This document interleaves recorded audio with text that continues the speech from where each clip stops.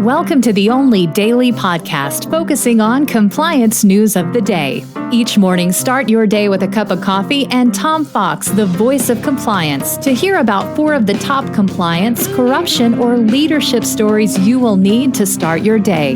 The Daily Compliance News is a production of the Compliance Podcast Network. First, a word from our sponsor.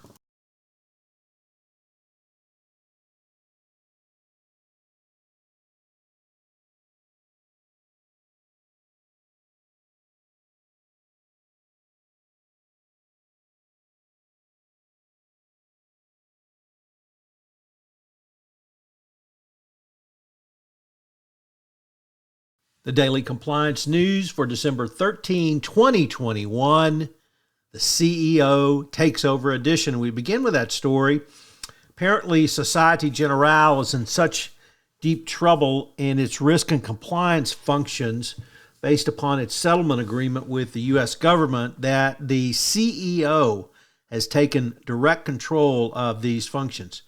Really no word about what these violations or troubles may have been, but the CFO left the company last month, and there's been a general reshuffle of top corporate functions. So probably SocGen in some serious trouble as they try to keep in compliance with the DPA. Next up from the New York Times Deal Book, a very interesting section that talks about lawyers taking over the work as lawmakers, as law firms are suing companies that contributed to the opioid crisis.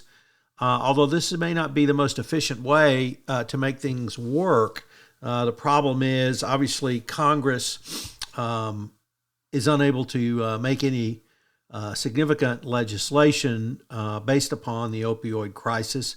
But state attorney generals have had a pretty successful run, starting with the tobacco lawsuits going forward. So attorneys, once again, kind of leading the way and dealing with societal issues. Next up from the Wall Street Journal, apparently if you whistleblow in China, you're in pretty deep trouble, as Alibaba has fired a female employee who accused her then supervisor of molestation and rape during a business trip.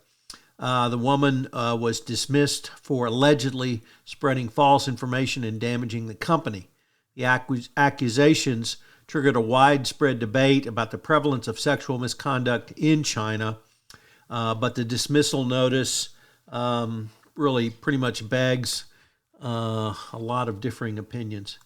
And finally, also from the Wall Street Journal, the Risk and Compliance Journal, Dylan Toker reporting of just the very big black eye given to the UK Serious Fraud Office in the Akle case and the excoriation by the UK Court of Appeals, which sharply criticized the SFO for its dealings with David Tinsley, the fixer sent over by the Amanis or Ashantis who ran Unioil to try to convince him to plead guilty. It's unclear the role of the U.S. government in any or all of this, but certainly for the SFO, a huge black eye, and for Lisa Osofsky personally. The Daily Compliance News is a production of the Compliance Podcast Network and a proud member of C-Suite Radio. Thanks so much for listening. I hope you'll join me again tomorrow.